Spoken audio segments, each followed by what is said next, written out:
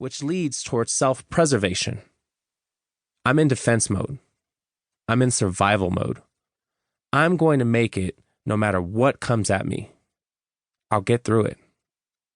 I'm going to suffer through the pain, and I'll keep standing here and fighting.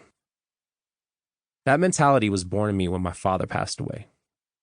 When I lost my male role model, I was supposed to become the image of my dad. And when I lost him, all of a sudden, snatched and gone in a week, at only 10 years old, I became the man of the house. Overnight, I had to become an adult. I found myself in situations of abuse, neglect, and hunger, and I had to fight. I had to protect myself and my brother. The people we were around wanted to make us tougher. When you live in a rough neighborhood, everything is about being hard, being tough, and presenting an image of strength and self-sufficiency. It was common for us to get beaten up by well-meaning cousins and friends to make us tougher. Repeatedly punching an 11-year-old boy to make him tougher isn't right, but it is what it is. There were times when my brother would be going through the same thing. I would have to jump in and help. We always ended up catching a beat down together. Abuse is one of the worst things you can do to a child. But in that environment, you don't know any better because the mentality of lower income neighborhoods and troubled areas is so often all about survival. The anxiety and fear are constant because there is a sense that if you have something someone else wants, they're just going to take it. You better be prepared to protect it.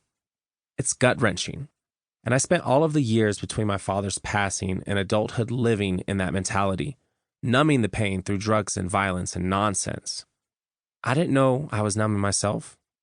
I didn't know I was in that much pain. I was disconnected. I was protecting myself. I was 16 when I got into culinary. And it wasn't because I wanted to be a chef or go on Food Network. It was because I was hungry. And they would give me a steak sandwich at lunch. Couldn't afford to buy a meal. That's what got me into culinary. A lot of people ask me how I found my passion, my career so early. It was in the kitchen that, for the first time since my father died, I had a male role model give me positive reinforcement. He complimented me. I became so addicted to the attention, I wanted more. I craved more. I worked for it. I was good at cooking because they told me I was good at cooking, and I started to believe them. As I've progressed in my life, spiritually, emotionally, personally, and professionally, I've never forgotten that message. And I want to have that same impact on other young adults. And because our lives are not as dissimilar as we assume, we've all got a story. We've all got a struggle. We can make a difference in someone's life if we choose to. Everyone has a story. Most of us have learned from our stories, but we downplay our stories because we don't think they are important enough, or we believe other stories are better or worse. What is fascinating is someone needs to hear your story because it will change their life. They probably went through something very similar to what you went through, or have a background that's eerily familiar to your own. And you have to share your story. You need to talk about the loneliness, anger, and pain because somebody's going to connect to it. It could be a moment in their life that shifts their path from depression and suicidal thoughts to hope. It seems like everyone's on Instagram. Everyone's on Facebook, and all we're doing is posting our greatest hits, the highlight reel of our lives, right now. People are measuring themselves against it, believing, oh, I gotta be like that, and that's the chef I want to be like.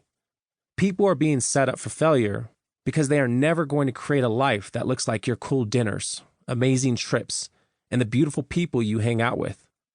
You know you hang out with regular people. You eat crappy fast food.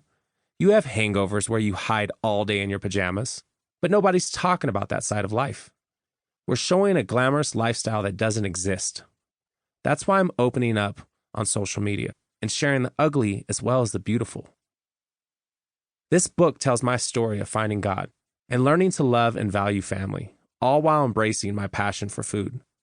While it might be considered my memoir, more importantly, it is about you. What is your story? What is your faith? What is motivating you? I promise to tell you more about me, as long as you promise to think more about you.